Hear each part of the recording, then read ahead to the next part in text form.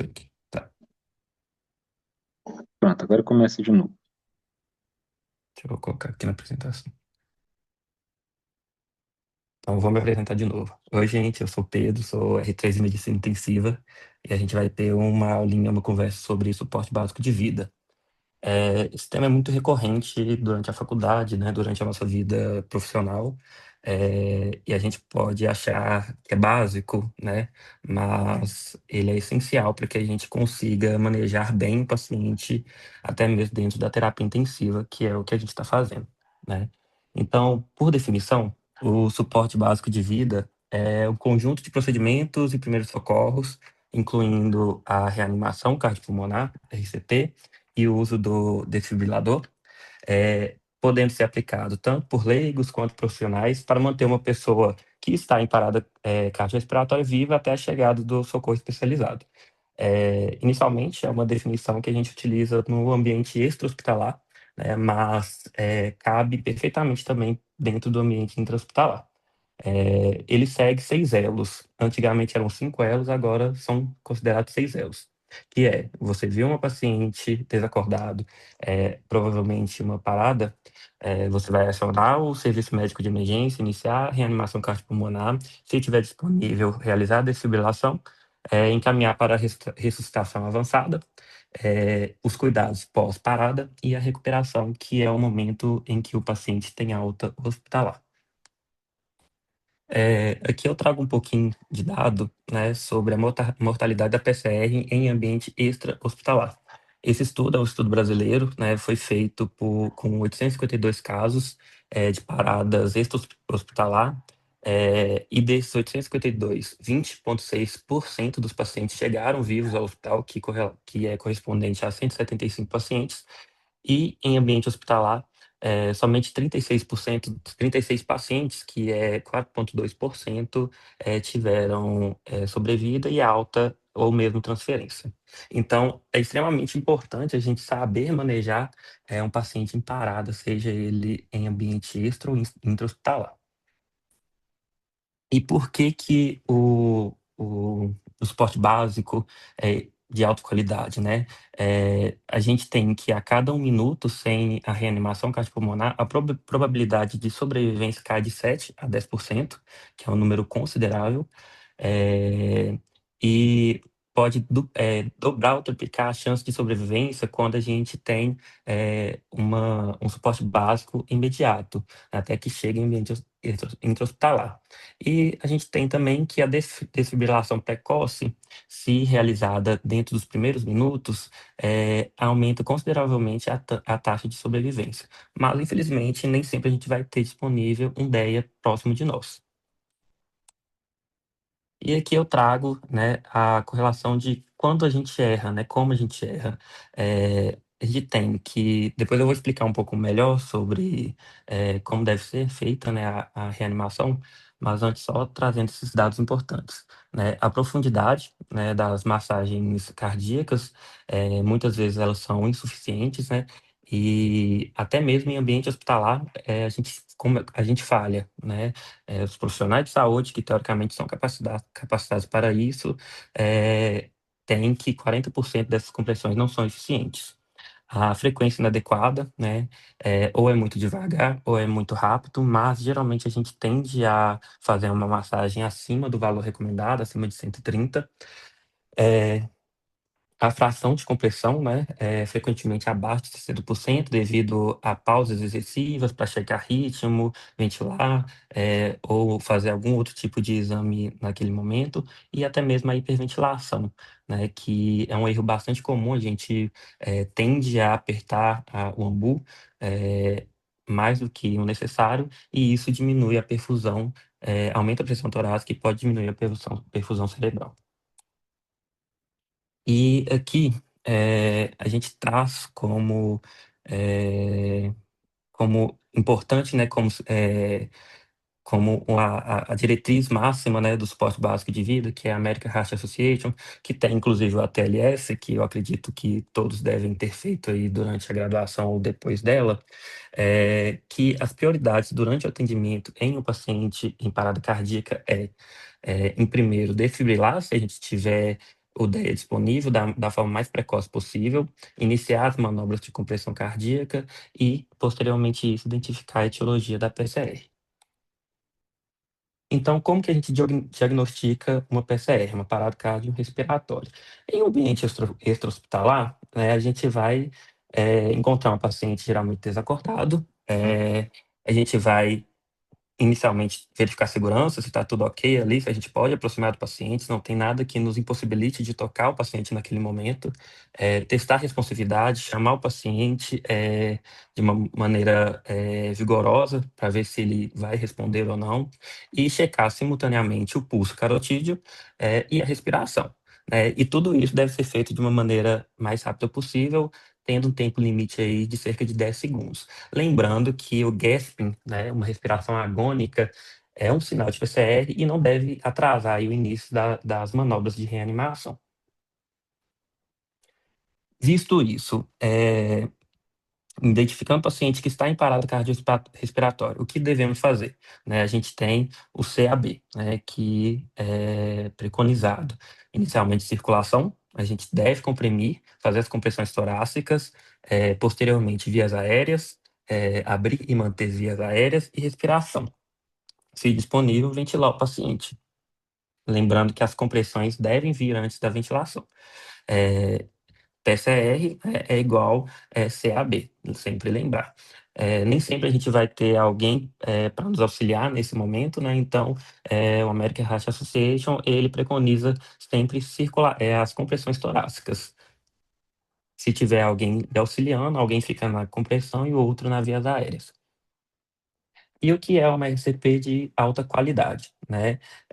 A gente vai ter a frequência, né, que devemos ter de 100 a 120 compressões por minuto, uma profundidade de cerca de 5 centímetros, evitando exceder 6 e evitando ser superficial, permitindo aí o retorno do tórax para que a gente tenha um retorno venoso eficiente, tendo o mínimo de interrupções necessárias, né, quando for checar pulso, na troca da pessoa que está comprimindo, ser o mais rápido possível, e a ventilação, que quando estamos no suporte básico de vida, sem o paciente ter uma via aérea avançada, a gente tem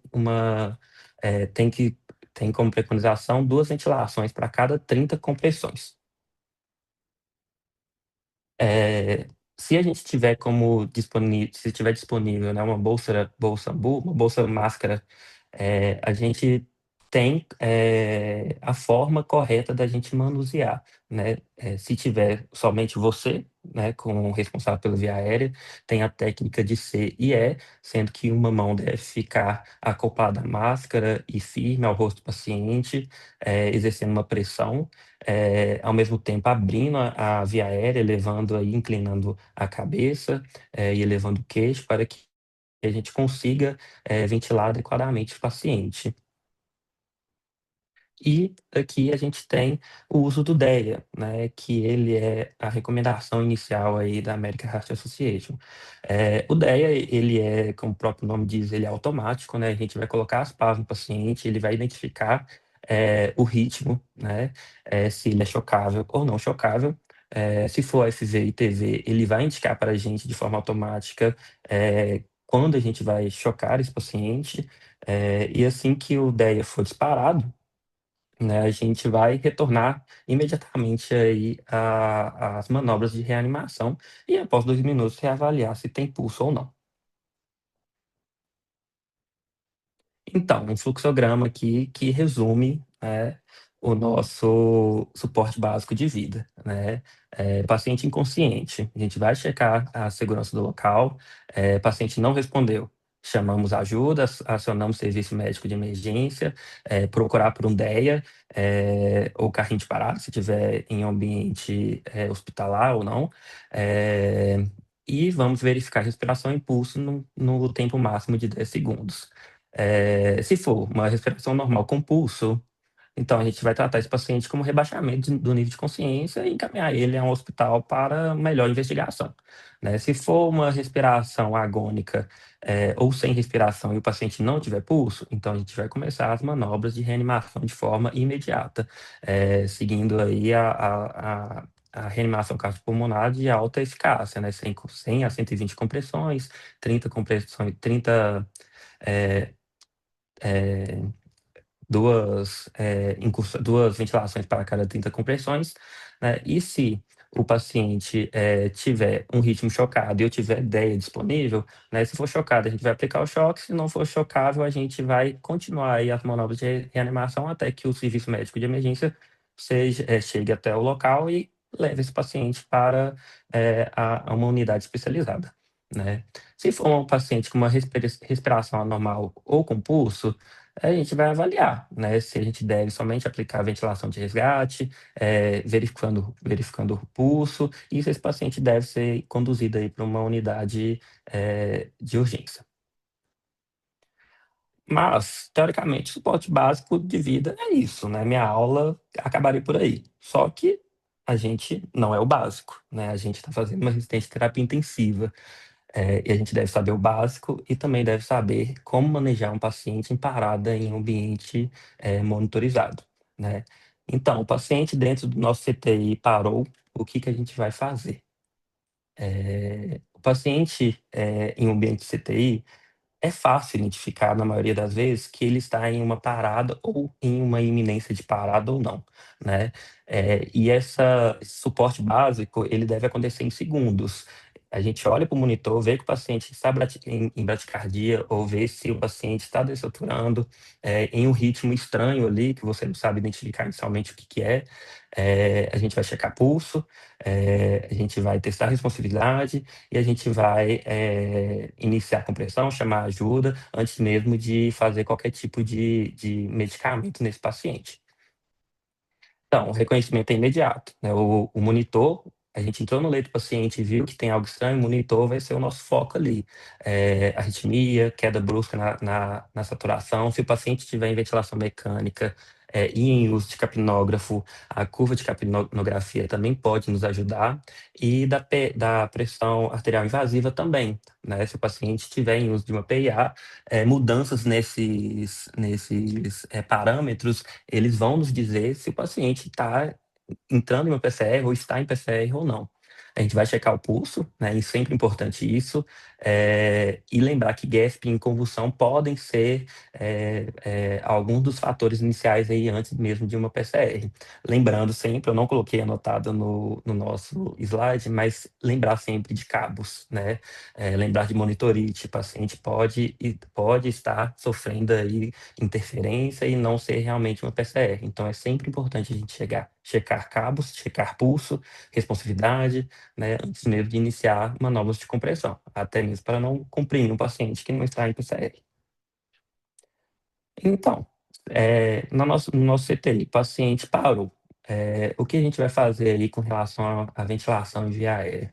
Se o paciente não está entubado, é a mesma coisa que eu falei anteriormente sobre o suporte básico de vida. Iniciar ali com bolsa válvula máscara, o famoso AMBU, né, conectado ali à fonte de oxigênio a 15 litros, tendo o posicionamento adequado da mão e do mento do paciente para que a gente consiga ventilar de forma adequada, obedecendo aí as regras preconizadas, né, das incursões do AMBU a cada 30 manobras, né. Se o paciente já está entubado, a gente já tem uma via aérea definitiva, então isso se torna um pouco mais fácil, né. Tem alguns ventiladores que eles têm um modo de parada, mas eu acredito que não é a realidade do nosso serviço, né. Então a gente vai desconectar o paciente da ventilação mecânica, eh, colocar ele no ambu e fazer as compressões da mesma forma que temos, quando o paciente não está entubado, né. Eh, Sempre lembrando que se você não tem o paciente não está entubado e você não tem segurança de entubar, não sabe, não tem, a não consegue entubar um paciente parado cardiorrespiratório, a gente vai manter ele na bolsa máscara até que chegue alguém que consiga de fato entubar, ou até que ele retorne à circulação espontânea e a gente possa entubar ele com maior segurança no pós. E no CTI a gente tem, de fato,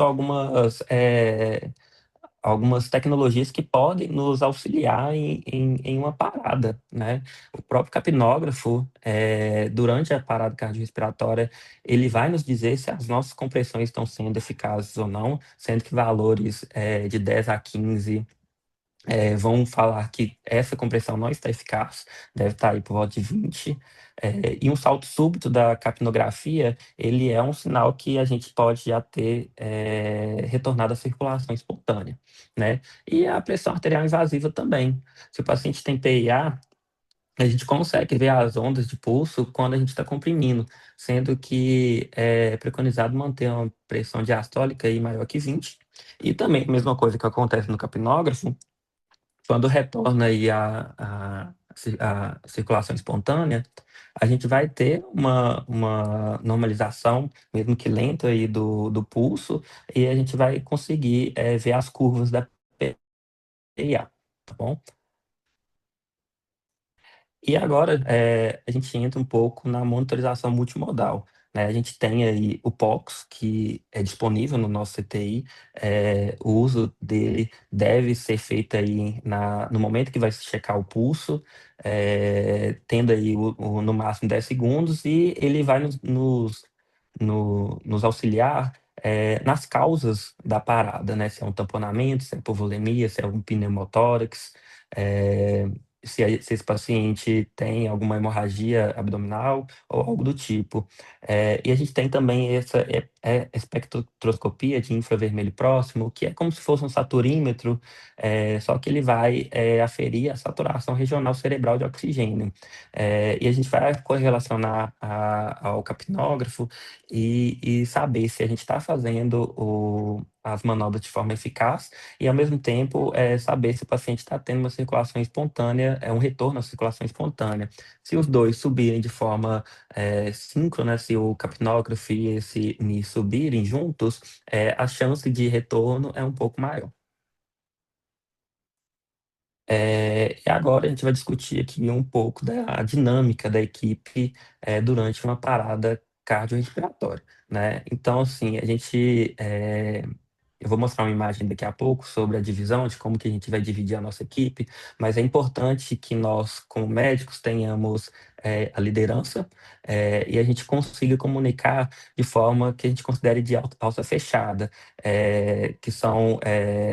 gente vai pedir de forma clara e obter uma resposta da equipe também de forma clara. A gente vai trocar o compressor, né, a cada 2 minutos. E se tiver, como eu falei, né, se tiver se for possível monitorar esse paciente, a gente vai utilizar a capnografia para guiar aí nossa RCP. E aqui está a divisão da equipe na parada cardiorrespiratória, né, na RCP. Geralmente a gente vai ter um profissional somente para via aérea, é, o líder da equipe, que obviamente é o médico, né, sendo preconizado o médico, uma ou duas pessoas para as manobras de compressão, um responsável pela desfibrilação e uma outra pessoa responsável pela realização das medicações. Sempre bom também ter alguém responsável pela cronometria aí do tempo de parada, né? E qual que é o nosso papel enquanto médico em uma reanimação, né? Como eu falei, a gente deve designar claramente o que a gente quer que seja feito aí para o nosso paciente. Então, a gente vai nomear para determinada pessoa, para quem está na medicação, por exemplo, na compressão, de forma clara e objetiva, né? Por exemplo, acontecendo alguma parada, você vai pedir para o técnico, escolher os técnicos e falar claro que é para ir para compressão, pedir a alguma outra pessoa para ficar no cronômetro e registrar, e geralmente o enfermeiro vai preparar as drogas, comunicando sempre em alça fechada, para evitar erros. Por exemplo, administrar a medicação em bolos agora, a pessoa vai te responder de forma clara, preparando medicação, administrando medicação, medicação administrada. E gerir o tempo, né? O médico, que vai ser quem vai gerir de fato o tempo, vai antecipar o que deve ser feito aí durante a parada. né? Então ele vai ordenar em 30 segundos, vamos chegar ao pulso, prepare-se para trocar o compressor, vai ver ao monitor se é ritmo chocado, vai ordenar que se afastem o choque, e retomar as compressões imediatamente. Então aqui eu trago uns dados sobre sucesso e erros aí durante a liderança. É, eu deixei aqui um, não tirei, né?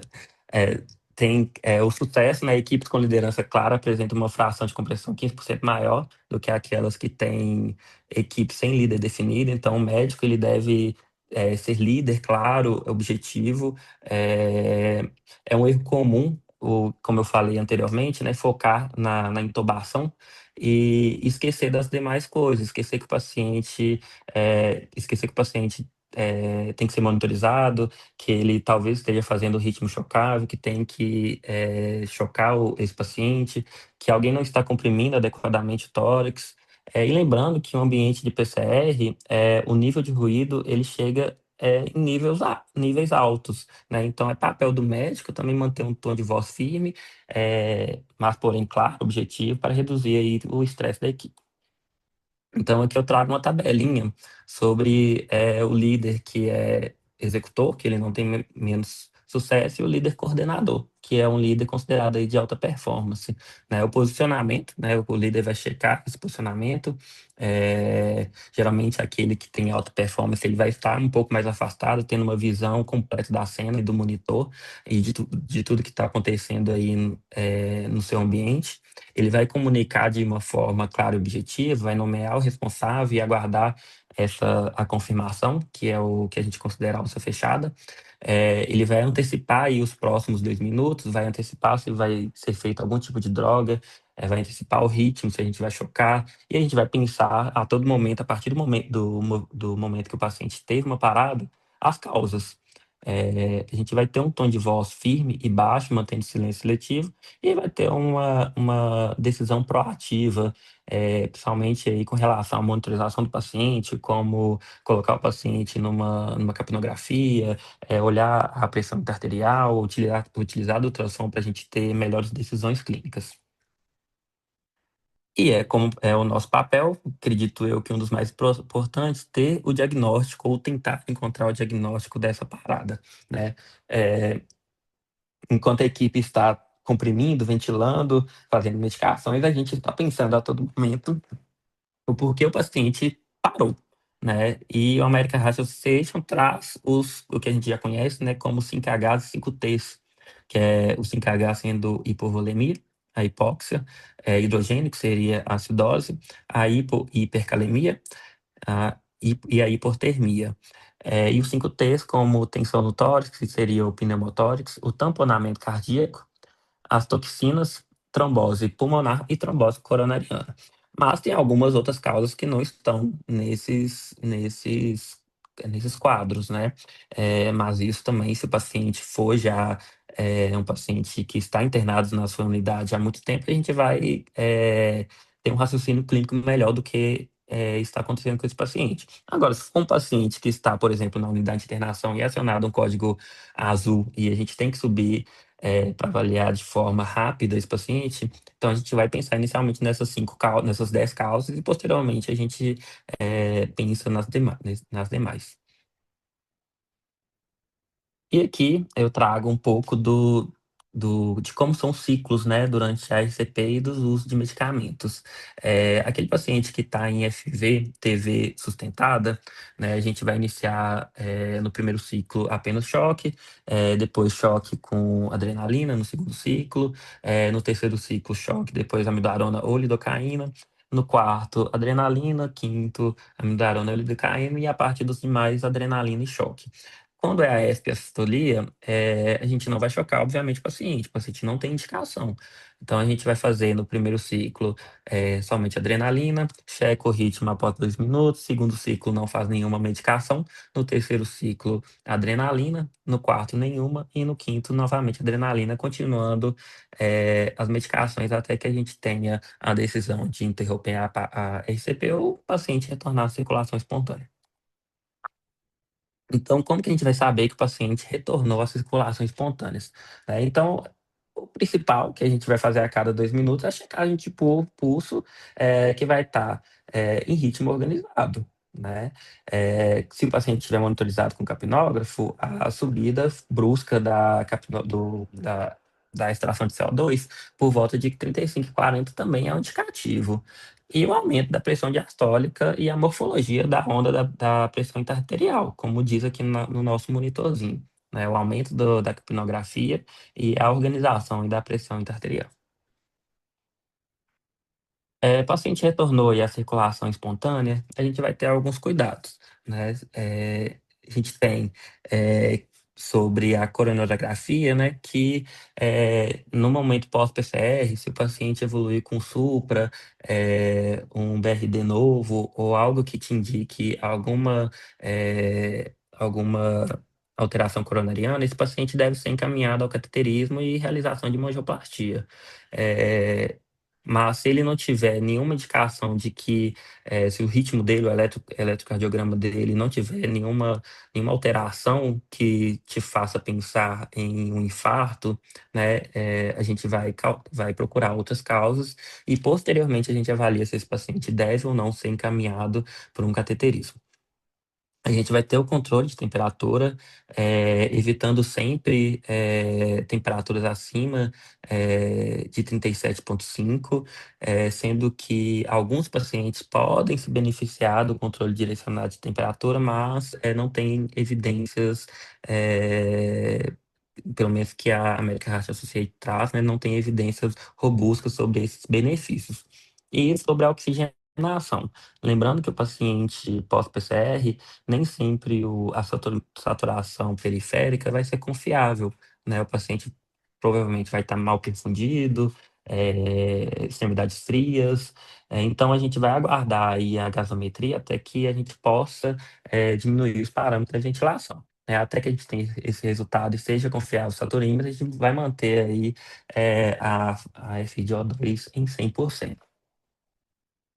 Então, resumindo, né, o papel do médico na parada cardiorrespiratória, né, vai ser responsável pela monitorização do paciente, ver se o ritmo é chocável ou não chocável, cobrar aí, ver, checar se esse paciente tem um acesso calibroso, se as drogas estão sendo feitas de forma adequada, se não está, se esse acesso não está perdido, né?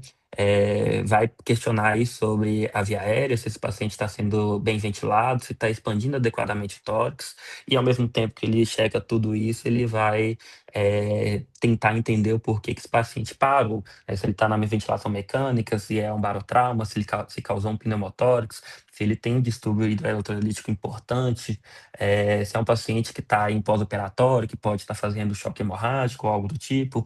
E é importante que em um momento desse sempre tenha alguém que esteja acolhendo familiares se estiverem presentes, né? Seja psicologia, alguém da equipe de enfermagem, até para que eles possam entender e não ficarem questionando ou incomodados com o que se possa acontecer no pós-parada, né? E quando que a gente decide interromper as massagens, a reanimação cardiopulmonar? Isso é um ponto um pouco que não tem uma definição, pelo menos, certa, né, de quando a gente vai interromper. Né? Vai depender muito da clínica do paciente, das comorbidades do paciente, da idade, do tempo de parada e de como esse paciente foi encontrado. É, Geralmente, em PCRs extra-hospitalares, a gente tem regras de ressuscitação terminal para decisão, que é basicamente isso que eu falei. Se o paciente foi encontrado, se foi visto desde o início essa PCR, se foi iniciado as manobras de forma imediata, esse paciente ele tem maior probabilidade de retornar à circulação. Se não foi visto e o paciente tem indícios de que está há um bom tempo em parada, seja cianose, pele fria, pegajosa, ou alguns outros sinais, talvez o paciente ele, nem se beneficie, na verdade, de início de reanimação, né? Já na PCR intra-hospitalar, como eu falei, nem sempre vai seguir essa questão. Vai depender muito da clínica, do prognóstico do paciente, do que a gente espera, de como vai ser aí no pós-parada, da idade, se o que ocasionou a PCR é facilmente resolvido ou não. Então, a gente vai individualizar muito a nossa decisão de interromper ou não uma PCR. É, lembrando que antes de eu finalizar a apresentação, entrando um pouquinho no artigo, eu acho que a Fernanda vai falar um pouco mais, eu não quis colocar aqui na minha aula, para não ficar extensa, sobre essa decisão de interromper uma PCR.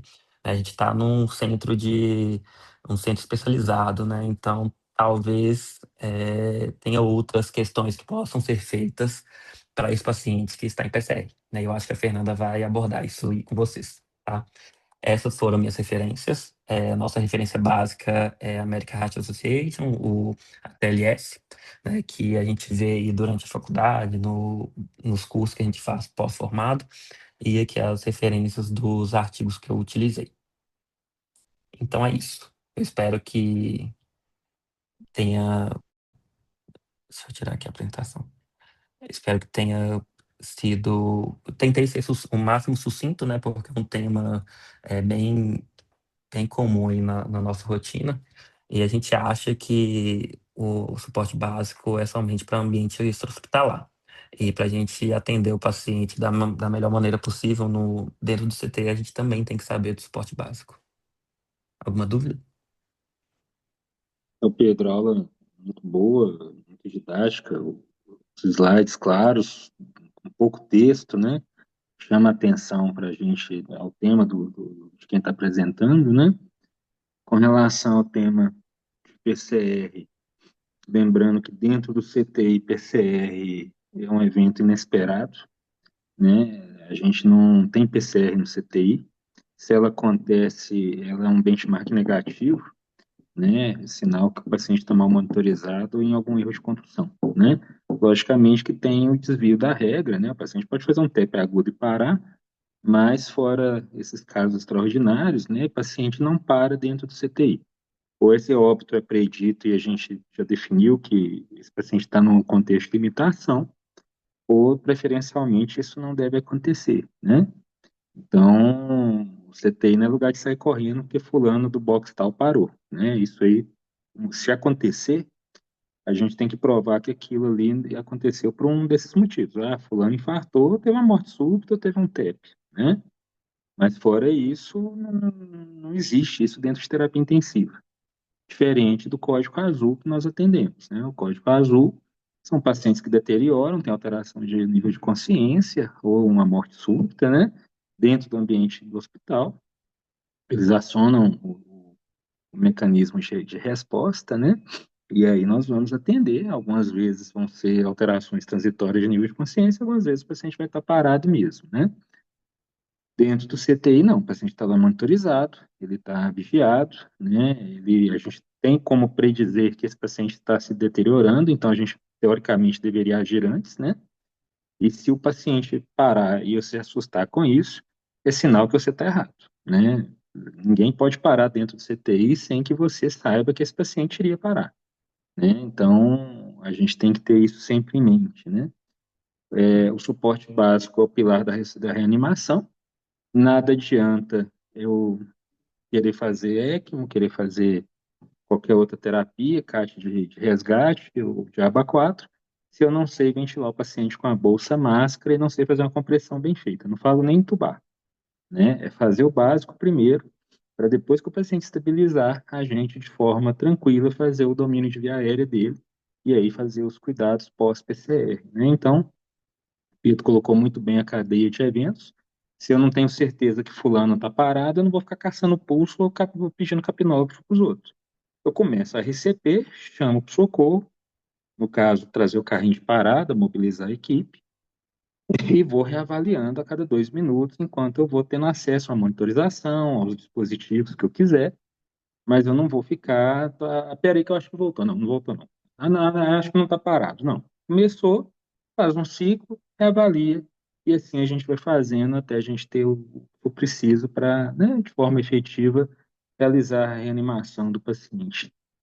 Organização da equipe, como o Pedro bem falou, tem que ter o líder bem definido, né? Não é hora de ficar gritando, de ficar com confusão. Calma, olha, você está na medicação, vocês estão revezando a compressão. Sempre que o carrinho chegar, liga o desfibrilador. Assim que você liga o desfibrilador, ele já começa a contar. Então, ele já vai ter um registro de tempo, né? As drogas, eu sempre oriento, são entre 3 e 5 minutos o intervalo, né, de adrenalina. Então, eu sempre falo, olha, faz a cada 3. Eu já oriento a enfermeira que a cada 3 minutos ela vai fazer uma adrenalina, né? Salvo quando o paciente tem FVTB, que eu estou intercalando com a meldarona. Quando isso acontece, eu oriento. As próximas duas você vai intercalar a meldarona com a adrenalina, mas é uma forma fácil de organizar a dinâmica lá no Santo Agostinho, na Contorno, no Mater Dei em geral. Vocês vão pegar equipes bem treinadas, né? Então, vocês vão ver que de forma quase que autônoma elas já tendem a fazer isso de forma, né, tranquila. Em relação à hipotermia, né? Se o paciente não despertar, é protocolo da nossa unidade colocar o paciente em hipotermia, né? Então, realmente não tem desfecho ainda fechado na literatura em relação a isso, mas nós temos o dispositivo, né? O Anselmo acredita que o controle direcionado, hoje a gente usa o termo controle direcionado de temperatura, entre 33 e 36 graus por 24 horas, com sedação e coralização do paciente. O racional disso é que você está baixando o metabolismo cerebral, e se por acaso, né, houve uma injúria, né, hipóxia isquêmica, teoricamente você estaria meio que dando um descanso para o tecido, reduzindo o gasto energético dele, e talvez, né, do ponto de vista teórico, isso aí possa ter algum benefício para o que vem de neurônio depois, né? Mas não é todo lugar que vocês vão fazer isso, mas o MaterDay tem os mecanismos para fazer uma hipotermia, né, rápida, adequada, o pessoal já é treinado para fazer. A gente sempre costuma fazer quando tem PCR prolongada, lá o que o paciente não despertou, né? E eu acho que é isso, né? Então, foi uma aula muito boa, muito didática, parabéns. Tem alguém com dúvidas aí? Só, Pode falar. só um comentário aqui. Depois que eu tinha finalizado a aula, eu lembrei sobre a ventilação do paciente em parada fora do ambiente hospitalar, né? Que é preconizado que não se faça respiração boca a boca nesse paciente, né? Tenhamos própria segurança nossa. E a gente tem também o Lucas, né? Que é aqueles dispositivos de massagem automática que eu esqueci de colocar na aula, que trazem uma maior segurança nas compressões, né? Eles conseguem ser ritmados e profundidade certa para que tenha um bom retorno venoso. Né? Só lembrando desses dois temas. Sim, até porque eu também vou botar a boca na boca dos outros na rua que tiver em PCR, não. Vocês vão me desculpar, vocês me mandam massagem contínua sem parar, que só a compressão torácica já gera um fluxozinho de oxigênio ali. Se tiver que voltar, vai voltar com isso mesmo, né? Essas porqueiras aí, né? No curso de ACLS até tem a máscarazinha com bocalzinho, né? Unidirecional, mas ninguém anda com isso no bolso também, e eu nunca vi dispositivo. Lucas, é bacana, mas eu também acho que em Minas eu desconheço qualquer serviço que tenha, ou mesmo no serviço pré-hospitalar, né? Eu estava comentando hoje, Betim tinha uma tábua de alto pulso, não era o Lucas, mas funcionava, ganhou na emenda parlamentar, mas uma ambulância só que tinha e pouca gente usava, mas funcionava bem até, sabe? Ela fazia um ritmo de 30/2 ou fazia contínuo. Era bem legal, às vezes a gente, quando ia fazer deslocamento, ligava isso no paciente para tentar chegar no serviço. Tem alguma dúvida no chat? Deixa eu ver aqui. Não, tem não. Agora eu preciso que você transfira a, a tutela para a Fernanda poder compartilhar a tela dela. Fernanda, você tá com duas Tô telas. Qual com que é para dois. Você vai compartilhar? mandar pro Fernanda, que tá O só o Fernanda, Fernando. do que você está falando, né? Deixa eu Não, é o colocar que eu não aqui. estou falando. Então, para que Ai, você meu está com Deus. duas telas se a outra você não está usando para nada? É porque eu vou apresentar pelo computador e a câmera e o microfone dele não funciona muito bem. Ah, tá. Olha se foi. Sim. Agora que são elas. Você vai clicar em compartilhar a tela, selecionar a tela do aplicativo de apresentação.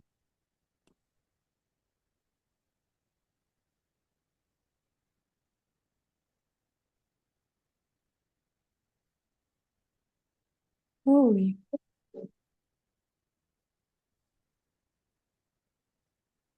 Ai, gente, eu não sei onde que fica isso, não. Você achou aí um treco, uma setinha verde? Ah, tá. Setinha verde. Aí você vai clicar, aí Os múltiplos você vai clicar participantes. nela. Não. Embaixo aí de você vai ter participante, chat, reações, compartilhar a tela. Aí nesse compartilhar a Achei. tela, que é uma setinha. Achou? Sim. Esse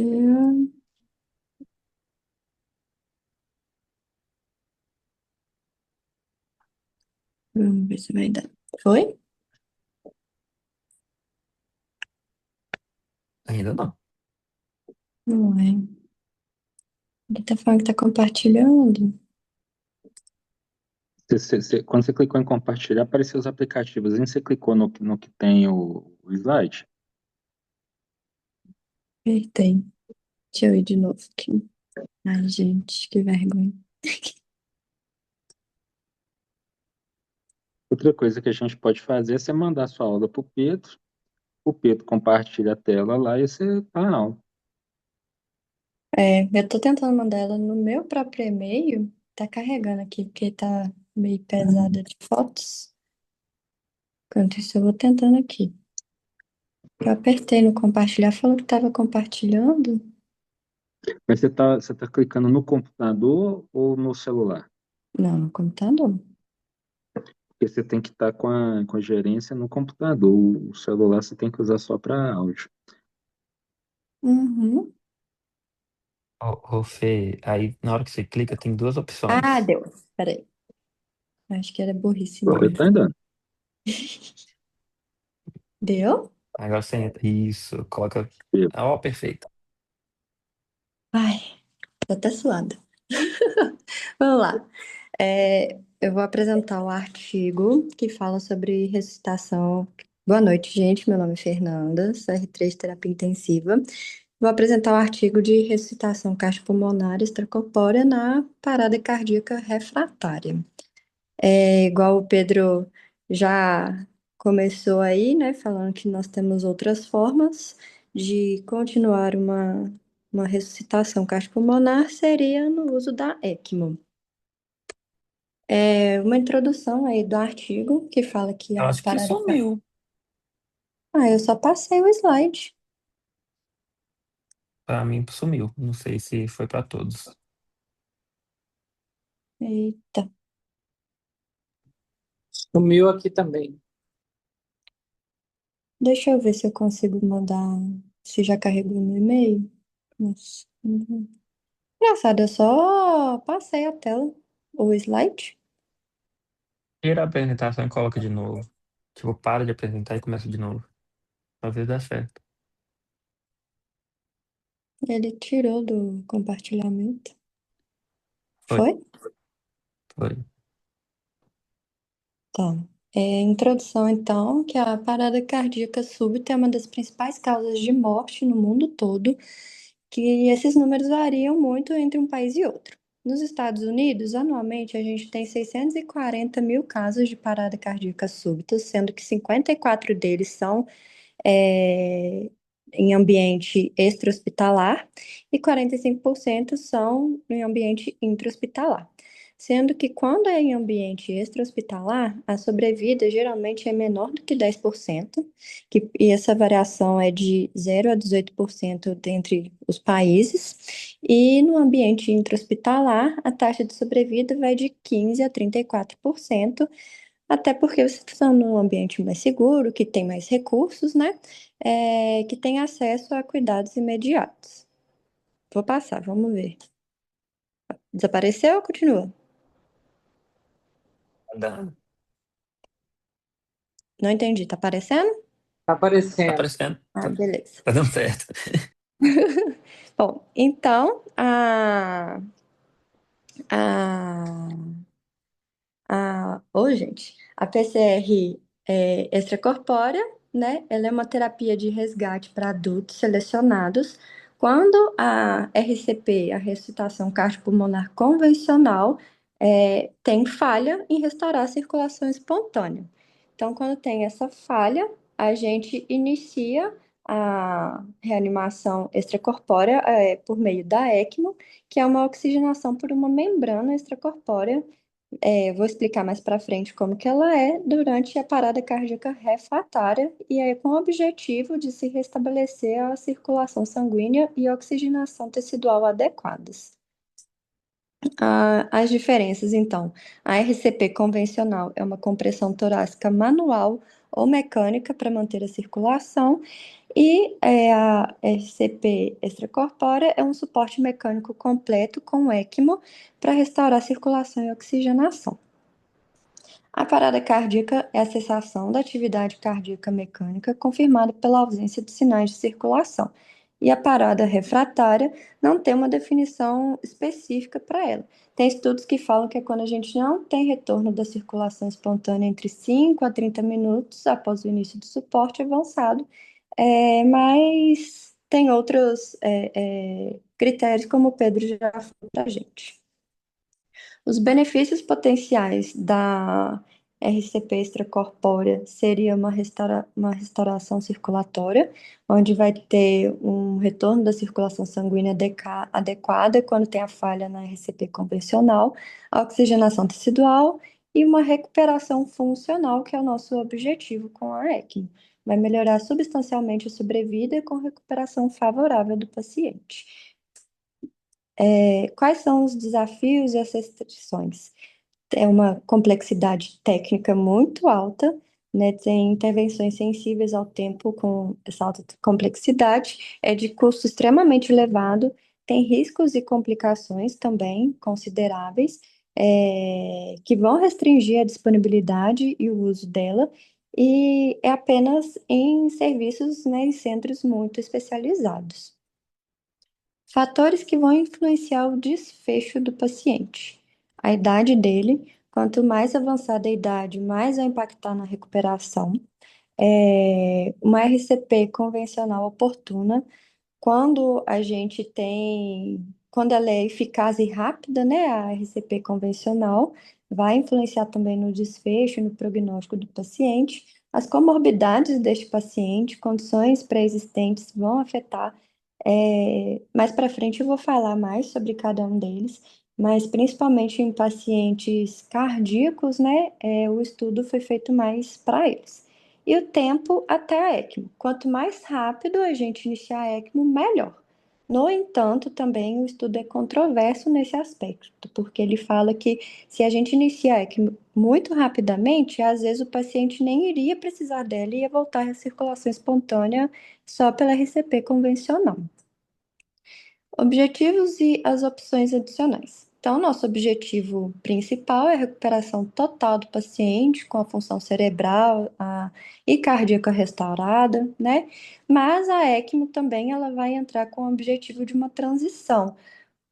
Quando o paciente não consegue sair da ECMO, né? Uma outra opção seria dispositivos de assistência ventricular de longa duração, um transplante cardíaco e a doação de órgãos após a morte encefálica. Perspectivas futuras. Ainda são pesquisas que estão em andamento, e são feitas. A ECMO, igual eu falei, são em ambientes hospitalares de alto nível, né, de alta complexidade, precisa de uma equipe muito bem treinada. Então, a gente não tem números consideráveis de pacientes para poder realizar esse estudo. Então, ainda está em andamento aí para também avaliar a eficácia, né, da PCR extracorpórea com a RCP convencional. Os prognósticos também, a gente ainda não sabe se dizer muito, né? Mas é para tentar descobrir os indicadores para prever os desfechos. E o padrão de atendimento, que são evidências limitadas ainda, vão impedir a adoção universal. O Comitê Internacional de Ligação em Ressuscitação sugere que a ressuscitação extracorpórea pode ser considerada como terapia de resgate para adultos selecionados em locais onde possa ser implementada. Então, o que que é a ECMO? Essa é uma foto atual de hoje da nossa paciente que está na Contorno. Essa ECMO é a que está sendo utilizada lá na Contorno.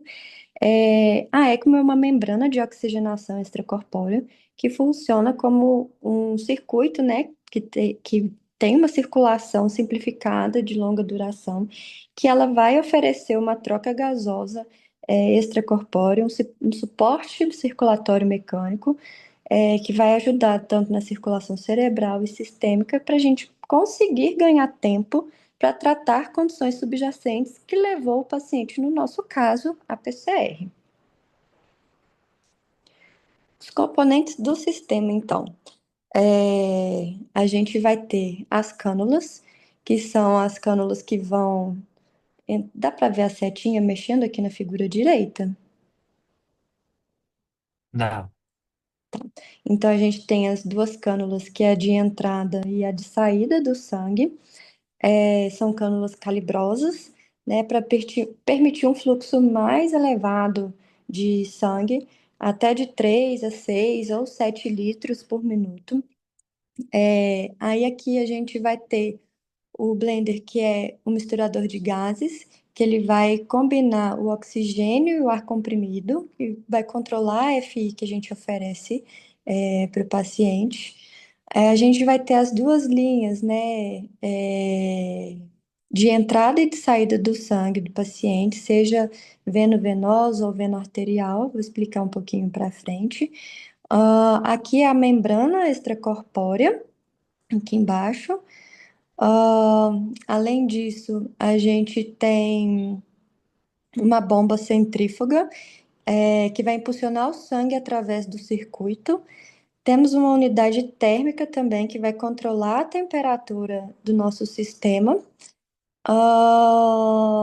E uma manivela que seria tipo uma manivela de emergência, um dispositivo que ele vai manter a rotação da bomba em caso de falha de energia ou de pane no console. E aqui está o nosso console, que é a unidade de controle central, que vai monitorar a rotação, o fluxo e os alarmes do sistema. Então, basicamente, né, o sangue, a gente vai retirar o sangue através da veia do paciente, vai através da ajuda de uma bomba, vai para a membrana, que vai fazer a troca de gás carbônico com oxigênio, e aí vai voltar para o paciente, seja pela veia ou pela artéria. E aí a gente tem dois tipos de ECMO. A escolha vai depender da falência orgânica predominante. A gente tem a ECMO veno-venosa e temos a ECMO veno-arterial. As indicações vou falar VV e VA. As indicações da VV seria no caso de insuficiências respiratórias graves, o suporte que o objetivo é apenas de troca gasosa, somente pulmonar. A drenagem, aí tá falando que é veia cava, átrio direito, mas a gente pode fazer através da femoral também, da veia femoral, e devolve para a veia cava. Eu acho também, se me corrija se eu estiver errada, que pode devolver para a veia femoral contralateral. E a função cardíaca, no caso, depende do débito cardíaco do paciente. E a ECMO veno-arterial, a VA, ela é utilizada mais em choque cardiogênico e na PCR, que é a do nosso caso, ela vai dar um suporte tanto para o pulmão quanto para a parte cardiovascular, para a parte hemodinâmica.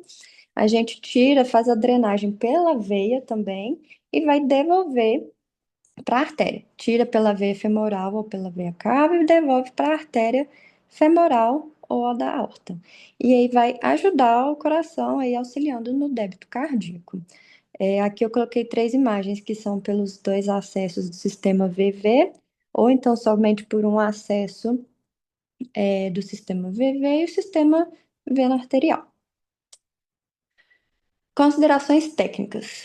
A canulação da ECMO tem que ser por um profissional especialista.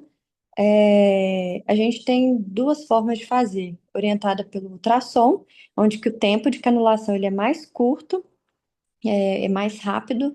A gente utiliza a técnica de Seldinger também, igual é feita as nossas punções. E essa é a canulação percutânea. A gente tem um menor risco de complicação neurológica grave e menos infecções locais do que a dissecção cirúrgica, que seria abrir ali os planos, né, dissecar até a gente encontrar a veia e a artéria para poder fazer a canulação. Além disso, a gente pode usar Sei. fluoros... Oi. Saiu de novo. Oh, Deus, eu acho que a minha internet tá caindo. Peraí. Agora eu já aprendi. Foi. Vai me avisando aí se sai, tá?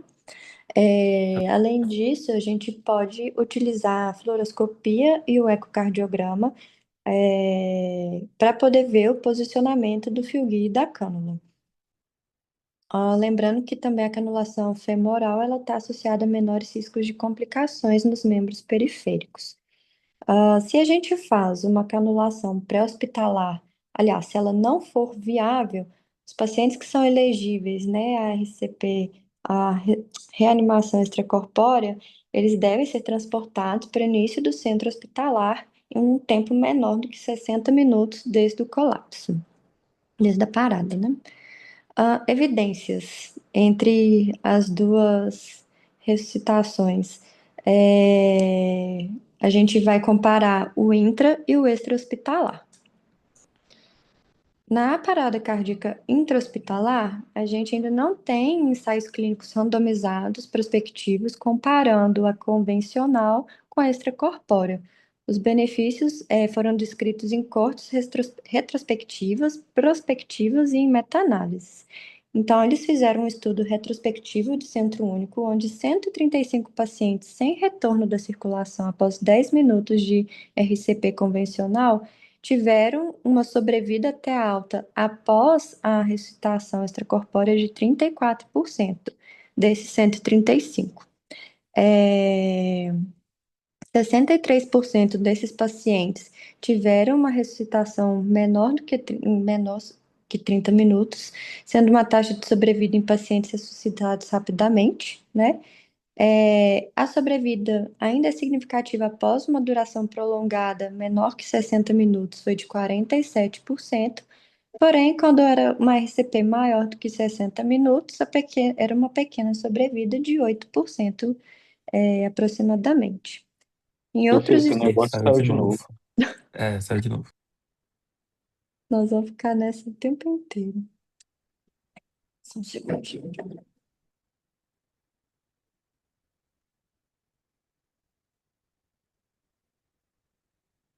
Foi? Foi.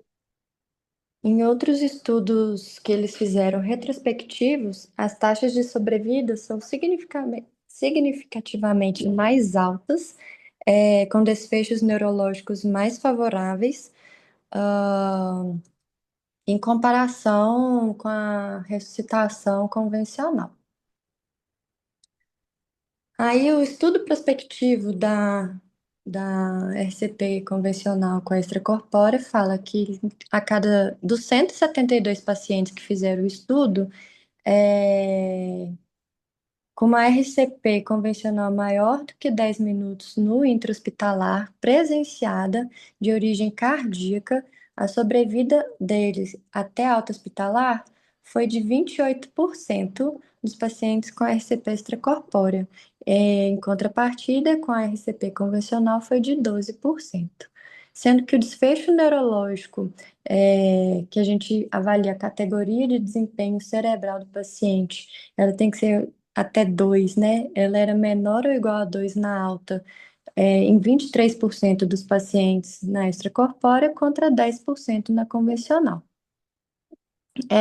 Os pacientes com ataque ventricular ou fibrilação ventricular foram associados positivamente à sobrevida até alta, enquanto a duração total da RCP foi associada negativamente à sobrevida. Por quê? Nesses pacientes que têm TV ou FV, geralmente é alguma origem cardíaca, então a gente consegue resolver esses outros problemas cardíacos e aí ele tem uma sobrevida maior. E aí também foi feita uma meta-análise que leva em consideração a mortalidade e o desfecho neurológico. Foram avaliados 11 estudos, sendo que mais ou menos 4.500 pacientes foram com a SCP extracorpórea 4.597 com a ressuscitação convencional. Uma mortalidade hospitalar menor com a ressuscitação extracorpórea. E o desfecho neurológico, geralmente, em torno de 84% dos pacientes no ambiente intra-hospitalar tiveram um desfecho neurológico favorável na reanimação extracorpórea. Esses dados foram derivados de estudos observacionais, porque eles não tiveram dados desfechos significativos no ambiente intra-hospitalar até o momento. Fora do hospital, foram feitos 3 ensaios clínicos randomizados, comparando as duas reanimações, convencional e extracorpórea, nesses pacientes. Foram 3 estudos: o ensaio estratégias avançadas de reperfusão para pacientes com PCR fora do hospital e fibrilação ventricular refratária. Foi um estudo do Centro Único, onde avaliou o paciente com fibrilação ventricular refratária, que significa que ele precisou receber 3 ou mais choques, e o resultado foi interrompido porque eles viram que a superioridade a resposta, né, foi mais efetiva na SCP extracorpórea, de 47%, contra 7% dos pacientes da convencional até alta dele do hospital. Também foram feitos outros 2 estudos o estudo PRAG, que é o Centro Único, uma inclusão precoce antes da chegada do paciente ao hospital, que não teve um benefício significativo. A taxa de retorno à circulação espontânea pré-canulação, o crossover para ressuscitação extracorpórea, foi maior. E a gente tem um ensaio Inception, que é o início precoce do suporte de vida extracorpóreo na PCR refratária fora do hospital, que foi um estudo multicêntrico, onde vários centros independentes, esse paciente ele era levado para diferentes centros e também não tinha nenhum benefício significativo. Então, os resultados, igual eu tinha falado, né, foram feitos um estudo com 30 pacientes em FV refratária, foi interrompido precocemente por conta da superioridade. Com a reanimação extracorpórea, 6 de 14 pacientes, 43%, sobreviveram até a alta, sendo que na RCP convencional somente 7% sobreviveram. E os outros 2 estudos, foi feita uma inclusão precoce, pacientes que foram incluídos no estudo antes da chegada ao hospital. E aí, o que acontece? Eles tiveram um retorno da circulação antes de ser canulado, né? Nos pacientes do estudo da PRAG foram 27% e o Inception 19%. Ambos os ensaios não comprovaram benefício estaticamente significativo da RCP extracorpórea sobre a convencional nos seus desfechos primários. O tempo de canulação também, ele é muito importante no impacto do desfecho. Nos 3 estudos foram tempos diferentes, sendo que no primeiro ali foram de 12 minutos de canulação, um sistema onde vários hospitais de início para canulação e posterior transferência do paciente para o centro de referência. No estudo do PAC foram 12 minutos e no Inception 20 minutos. Tempos de baixo fluxo, né, ou seja, da parada, um tempo de parada mais prolongado pode ter impactado negativamente o desfecho dos pacientes, refletindo no desafio de implementar processos complexos da reanimação extracorpórea em múltiplos sistemas regionais de saúde, bem como as vantagens obtidas com a experiência de centros de alto volume, como visto nos outros 2 ensaios.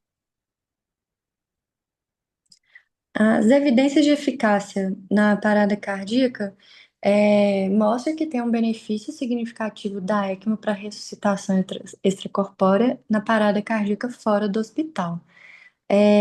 Mostrou, né, que os estudos mostraram que teve uma melhor sobrevida neurológica favorável em 180 dias pós-parada com a ressuscitação extracorpórea. E no estudo Inception, o benefício numérico não foi estatisticamente significativo, por conta do baixo número de paciente que foi avaliado.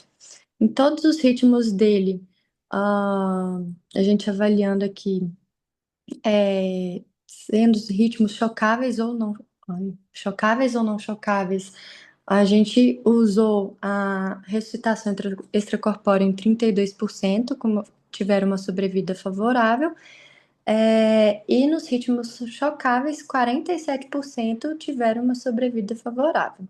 Os números necessários para tratar com a ressuscitação extracorpórea para alcançar um resultado neurológico favorável adicional.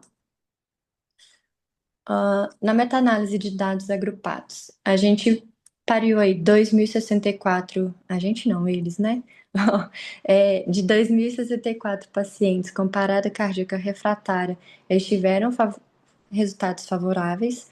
Os desfechos neurológicos foram significativamente menores do que na RCP convencional isolada. E a mortalidade os estudos mostraram que a reanimação extracorpórea reduziu significativamente na mortalidade em comparação com a RCP convencional isolada. Foi feita aí também essa meta-análise bayesiana dos 3 ensaios clínicos randomizados, onde mostrou uma alta probabilidade de benefício clínico com a reanimação extracorpórea, sendo que 71% dos pacientes tiveram uma relevante sobrevida neurológica favorável após 6 meses e 75% dos pacientes com ritmos chocáveis tiveram também uma clínica relevante em sobrevida neurológica favorável após os 6 meses.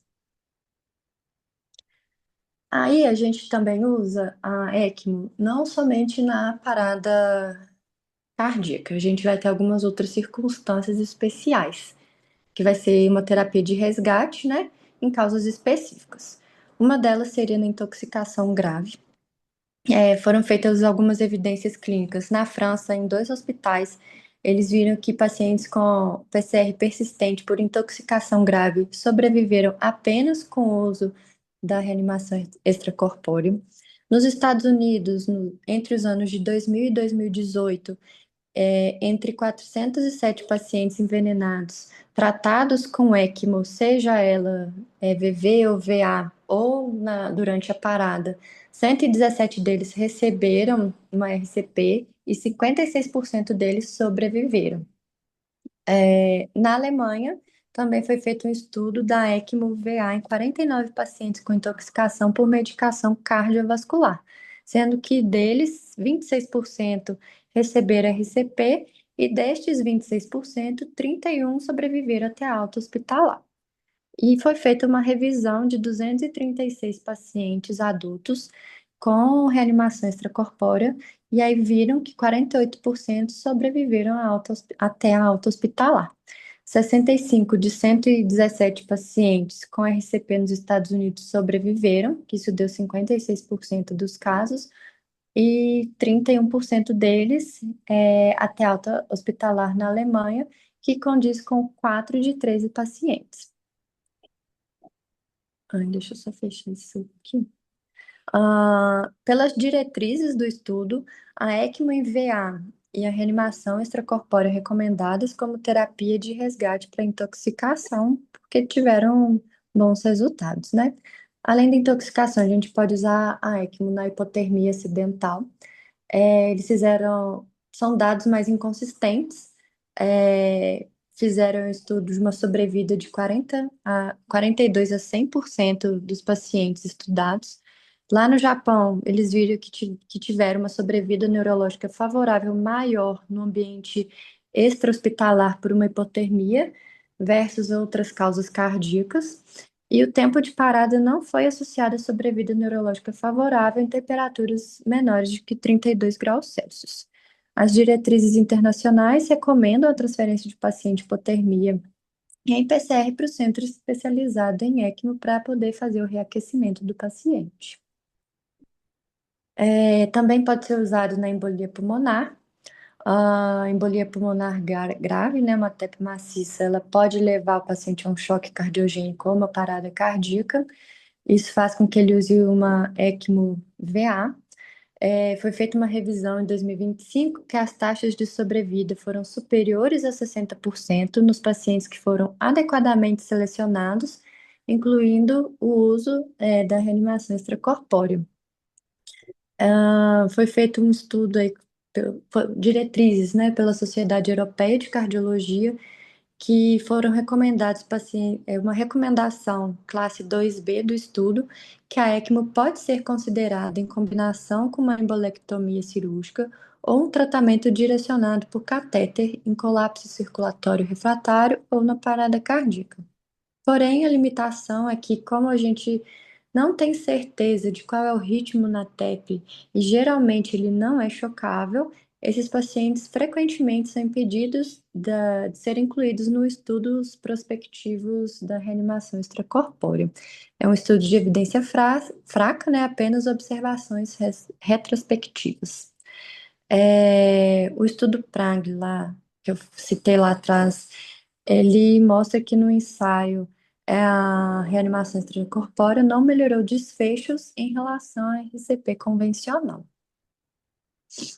Outras circunstâncias especiais que a gente pode utilizar a ECMO seria na tempestade elétrica, que pode ser associada a melhores desfechos quando aliado à ablação por catéter e em cirurgias cardíacas. Também a gente vai ter melhores desfechos quando combinados à esternotomia imediata com ou sem angiografia coronariana. Intervenções específicas podem melhorar significativamente os desfechos em circunstâncias especiais quando são combinados com a reanimação extracorpórea. Como é que a gente vai selecionar os pacientes para essa reanimação extracorpórea? A seleção ela é fundamental para o sucesso, né, para a gente ter o resultado. Não tem critérios universalmente aceitos. A variabilidade dos sistemas de saúde permanece alta, desafiando a oferta e a disponibilidade da técnica. A mortalidade após, a reanimação extracorpórea, após não, durante o uso, ela é alta, refletindo uma gravidade da doença nos pacientes com parada cardíaca refratária e a dificuldade de um prognóstico durante a parada cardíaca. Por isso que é muito difícil fazer um estudo aí prospectivo feito mais retrospectivo. Os critérios de seleção dos pacientes, as indicações e contraindicações, elas se baseiam em baixos níveis de evidência. A adesão a critérios rigorosos limita a elegibilidade em menos de 10% dos pacientes com parada cardíaca. Então, a gente vai selecionar, dependendo da idade do paciente, geralmente é entre 18 e 65 anos, é um fator de risco fundamental para os desfechos desfavoráveis. O tempo de início da parada até a reanimação extracorpórea, as causas dessa parada, o ritmo cardíaco inicial, se ele é chocável ou não chocável, lembrando que nos chocáveis eles são associados a melhores desfechos, as comorbidades dos pacientes, sendo avaliadas em agudos e crônicas, e a realização da RCP, quando ela é oportuna e realizada por terceiros de maneira eficaz ou não. Então, se no ambiente extra-hospitalar alguém visualizou a parada e começou a fazer uma reanimação de maneira eficaz ou não foi feita essa reanimação, isso vai levar muito em consideração o desfecho do paciente. O impacto, então, da idade avançada, né, é um marcador de fragilidade do paciente. Embora controverso, o limite de idade, ele ainda é debatido na literatura médica.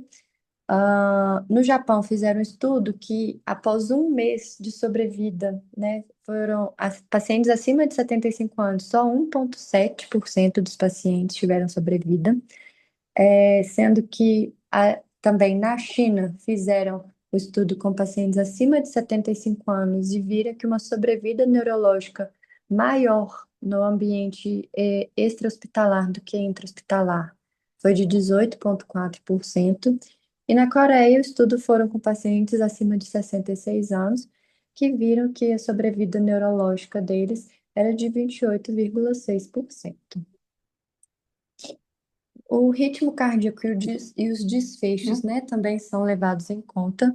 Então, como eu falei, o ritmo chocável, ele é associado a uma sobrevida neurológica favorável na reanimação extracorpórea. Os ritmos não chocáveis, levando em consideração a sistolia, a sobrevida geralmente ela é menor, e na ESP vai variar conforme a causa que gerou a parada. E a diferenciação, ela é crítica entre causas tratáveis e prognóstico ruim. O ritmo chocável, ele tem uma sobrevida melhor porque ele é um indicador, igual eu tinha falado anteriormente, né, de doença cardíaca isquêmica que pode ser corrigível. Nos pacientes com ritmos não chocáveis, a sobrevida geralmente ela é menor do que nos pacientes com ritmos chocáveis, principalmente na sistolia, né? E os sinais de vida durante a RCP, o diâmetro pupular menor do que 5 milímetros e o retorno da circulação espontânea transitória antes do início da ECMO foram associados a desfechos neurológicos, mais favoráveis. Então, aí a decisão que o pessoal teve, né, para o uso ou não da ECMO, o colapso é favorável. Tanto esses dois primeiros quadros, né, sendo favorável uma contraindicação relativa, ainda assim tinha que ser uma análise pela equipe. Então, ele era mais favorável o uso da ECMO quando era um colapso presenciado, quando a gente não tem um tempo aliás, quando a gente tem uma parada presenciada, quando é uma RCP eficaz por terceiros, a idade menor que 65 anos, o ritmo chocável, os sinais de vida, o tempo menor que 60 minutos após a parada, né, para poder iniciar a reanimação extracorpórea, a ausência de comorbidades, ausência de comorbidades crônicas e hipotermia acidental. E aí as contraindicações relativas, né, que talvez pudesse ser usado também a ECMO seria no colapso não presenciado, mas provavelmente com um tempo pequeno, a idade maior de 75 anos, o ritmo inicial não chocável. Ah, quando a gente... Desculpa, peraí. Onde parei? O tempo estimado maior que 60 minutos após o colapso, para a gente iniciar a reanimação extracorpórea, comorbidades agudas de alto risco, comorbidades crônicas com efeito substancial na qualidade de vida e na expectativa do paciente, e um pH menor que 6,7, um lactato maior do que 20. E uma interrupção absoluta da ECMO, quando o tempo ele é maior do que 10 minutos de parada, o colapso ele não é presenciado, não é feito uma RCP por terceiros, são idosos frágeis com doenças terminais graves, ou é o desejo do paciente, né, de não ser reanimado, ou não fazer a reanimação extracorpórea, e uma hipoxemia global prolongada antes da parada. Se houver algum desses critérios, não é realizada a reanimação extracorpórea e a decisão final fica dependente de todos esses fatores clínicos. A gente tem os modelos também de pontuação prognóstica, foram scores desenvolvidos para prever os desfechos em pacientes submetidos à reanimação com ECMO durante a parada. Esses scores fizeram estudos em 1.075 pacientes, comparada entre hospitalar, que receberam a reanimação extracorpórea, de acordo com a American Heart Association, Get with the Guidelines Resuscitation. Foi feita uma validação desse estudo com 297 pacientes do registro, com uma discriminação razoável e uma calibração adequada do estudo. Viram a idade, a hora do dia, se foi de manhã, de tarde ou de noite, o ritmo cardíaco, se o paciente tinha uma insuficiência renal pré-existente, a categoria da doença, né, se era clínica cardíaca, cirúrgica ou não cirúrgica cardíaca e a duração da parada. E esse outro score é o o TIP65, que vê a sobrevida neurológica favorável em um mês para os pacientes na parada extra-hospitalar com ritmo chocável. Então, aí eles avaliaram o tempo, a chamada de emergência até a admissão do hospital tinha que ser menor ou igual a 25 minutos, o pH de admissão maior ou igual a 7, um ritmo chocável mantido na chegada ao hospital e uma idade menor que 65 anos. Foram avaliados 916 pacientes do registro da Associação Japonesa de Medicina de Urgência para PCR extra-hospitalar, e esse score ele demonstrou uma boa discriminação e calibração. Mas do jeito que a gente está vendo aí, né? Ele tem várias variáveis, então só mostra para a gente que é muito difícil fazer o estudo desses pacientes nesse contexto da parada com a reanimação extracorpórea. E aí a ressuscitação pela ECMO, né? É uma técnica avançada de parada cardíaca refratária que combina RCP com suporte por ECMO e vai abordar vários fatores aí: o tempo, a localização, os cuidados, o treinamento e também tem algumas complicações. O tempo, a gente avalia um tempo, tem que ser melhor um tempo de baixo fluxo, está mais associado à sobrevida neurológica favorável. Porém, se a gente inicia uma reanimação extracorpórea prematuramente, igual eu tinha falado inicialmente, a gente pode expor esse paciente desnecessariamente à técnica e ele poderia ter retornado à circulação extracorpórea sem ela. E o tempo de transição também foi feita uma corte hipotética em pacientes extra-hospitalares que fala que precisa de 8 até 24 minutos de uma RCP pré-hospitalar, que seria o tempo ideal para fazer o transporte do paciente. Em outros estudos fala que seriam 12 minutos de RCP para o início do transporte, em ritmos chocáveis seriam 25 minutos totais de reanimação, ritmos não chocáveis 21 minutos, para a gente poder fazer essa transição para ECMO. O tempo de transporte, aí vai falar de alguns ensaios, né? Falando aí que o tempo porta-agulha, que seria o tempo da parada até o início da canulação, ele tem que ser menor, né? Pois tem um efeito direto na duração total do baixo fluxo e que é a parada e na sobrevida. A localização também da ECMO vai depender, né? A ECMO ela é um dispositivo e um equipamento que ele é portátil, pode ser realizado em qualquer lugar onde a gente faz uma reanimação extracorpórea. De acordo com os dados do ELSO, a mortalidade da extracorpórea foi maior para os pacientes no ambiente intra-hospitalar que tiveram parada dentro do hospital ou em leitos de terapia intensiva. No ambiente pré-hospitalar, a gente reduz os tempos de parada, mas requer recursos consideráveis e um treinamento maior dos profissionais. E no ambiente intra-hospitalar é uma abordagem mais comum, ela é de ser feita na sala de hemodinâmica ou na sala de emergência. E aí tem esse sistema Rendezvous, não sei como é que fala, onde pacientes e equipes se reúnem no hospital de início. Ele é colocado em ECMO e ele é feito o transporte após a implementação da ECMO para um hospital que tem mais recursos. O volume de casos, né, do centro de estudo, o estudo saiu, saiu aí minha apresentação? Saiu. Saiu. Pera.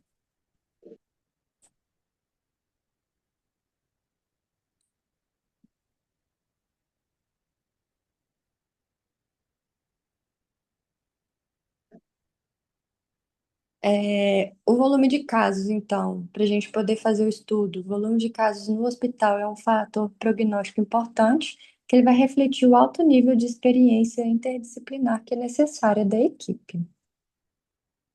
Opa, peraí. Eu só tirar isso aqui da frente. E aí a gente tem os cuidados pós-RCP extracorpórea.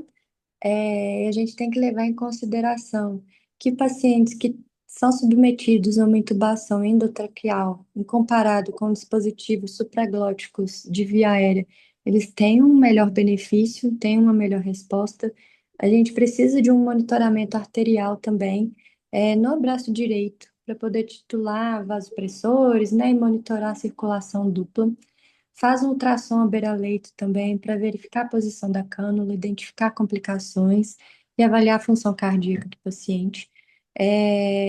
O controle de temperatura são mais ou menos os cuidados que o Pedro falou. E geralmente, como esses pacientes aí apresentam uma doença arterial coronariana, pelo estudo, 84% dos pacientes que tiveram parada extra-hospitalar e uma fibrilação ventricular refratária são submetidos a uma angiografia coronariana. E aí a gente precisa ser um treinamento importante, né, da equipe.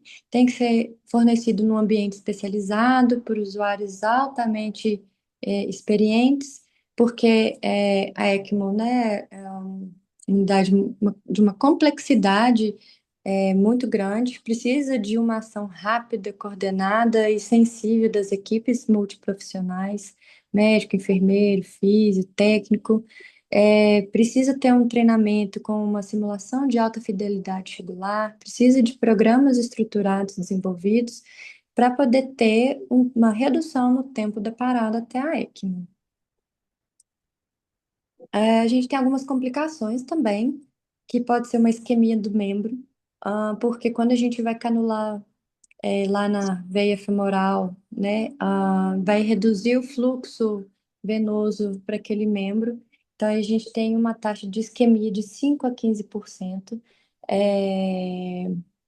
A gente pode ter também, porque os pacientes que são submetidos à ECMO, eles tiveram uma parada prolongada, refratária, né? Então, eles também são suscetíveis a ter fraturas de arcos costais, de pneumotórax, de hemotórax, e devido também à RCP prolongada, eles podem ter lesões intraabdominais evoluindo com uma hemorragia.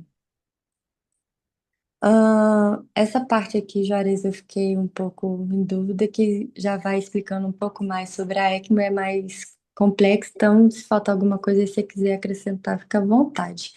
Que a ECMO é uma circulação dupla, né?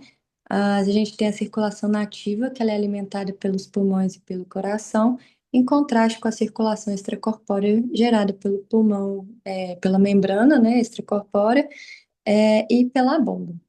A gente tem alguns riscos aí, quando a troca gasosa pulmonar ela é comprometida, pode haver perfusão das artérias coronárias e do cérebro com o sangue que ele é mal oxigenado, levando a danos isquêmicos.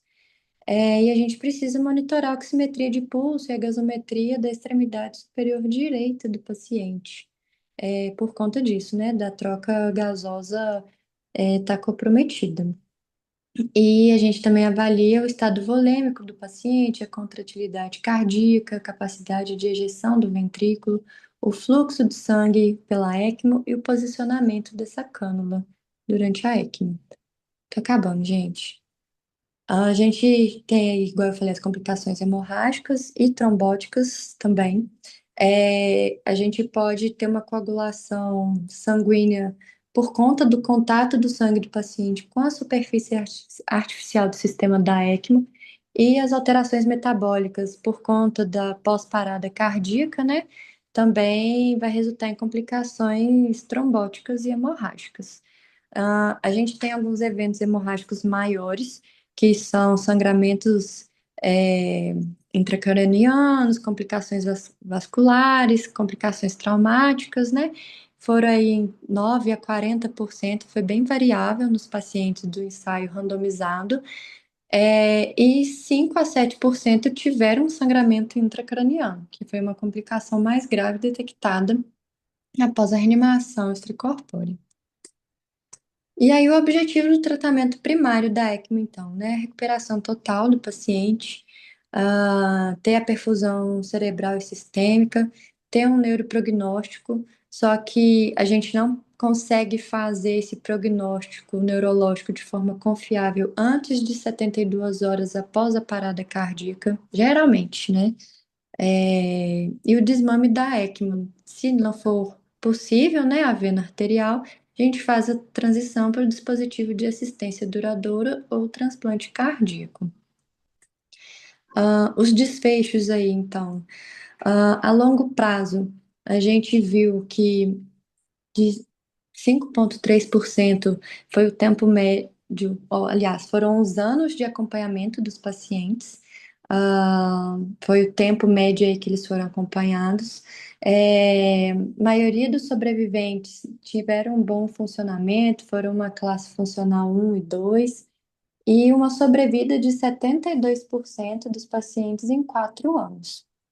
A qualidade de vida e sobreviventes do ensaio Inception foram de 68%, sendo que retornaram ao trabalho 31% dos sobreviventes, voltaram em plena capacidade, e 39% não retornaram, sendo que 26% deles estavam aposentados ou recebendo algum auxílio-doença. E fizeram também um estudo alemão, onde a sobrevida em um ano é de 60 pacientes, 32% dele tiveram essa sobrevida, né?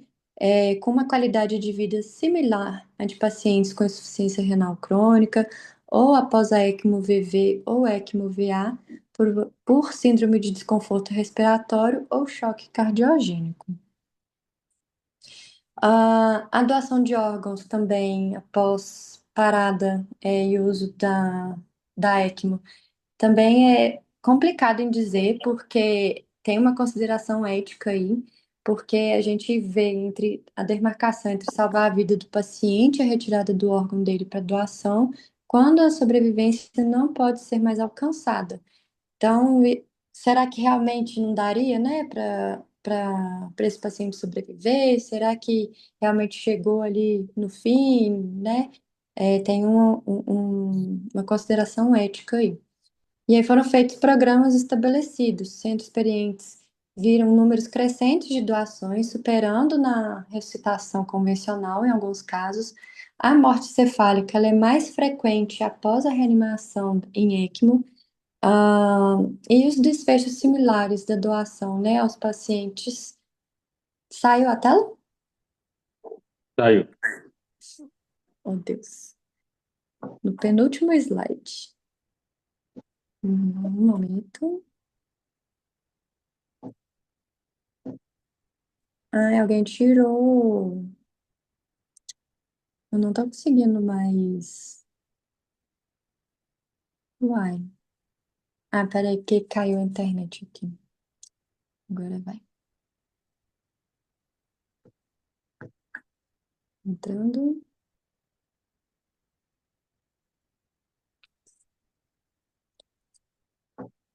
O impacto econômico também é muito grande, né? Usaram aí desde o início do paciente, o atendimento dele até a alta ou a morte nos Estados Unidos foi uma média de US$ 75.000 por paciente. O custo médio para cada sobrevivente da ECMO foi de 130 mil, sendo que o limite que no estudo do Inception foi um limite de 80 mil euros. 34% deles tiveram uma probabilidade de custo-efetividade. Um estudo, né, e a ECMO, ela é uma disponibilidade limitada, precisa de recursos físicos e humanos, ele é disponível em poucos países, tem um acesso limitado, principalmente a áreas metropolitanas, e o pequeno número de pacientes que é elegível, né, a ECMO. Os custos são muito altos, então ainda não é possível avaliar conclusivamente a relação custo-benefício da reanimação extracorpórea. E a conclusão do nosso artigo é que a reanimação extracorpórea pode ser uma opção de tratamento eficaz nos pacientes com parada cardíaca refratária, pode melhorar a sobrevida dos pacientes altamente selecionados no intra ou no extra-hospitalar, Deve ser considerada como um suplemento em cenários especializados quando todas as outras intervenções já atingiram altos níveis de desempenho. Ou seja, fizemos tudo que tinha que fazer, não resolveu, a gente conecta a ECMO. Precisa ainda de pesquisas, né? Não tem uma eficácia estabelecida definitivamente. Precisa de mais evidências para poder realizar as indicações, as contraindicações e um desenho do sistema. E os centros especializados, né? O tratamento pós a ressuscitação tem que ser fornecido nesses centros, em ECMO, com funcionários, com uma equipe multidisciplinar bem estruturada. É, E aí, a partir disso, a gente vai conseguir avaliar os desfechos e equidade no acesso, os prognósticos, né, os relatórios de dados para avaliação comparativa e as pesquisas contínuas para ter constantes melhorias, tanto do estudo quanto da ECMO. É isso. Desculpa aí os problemas com a internet. Bacana, o tema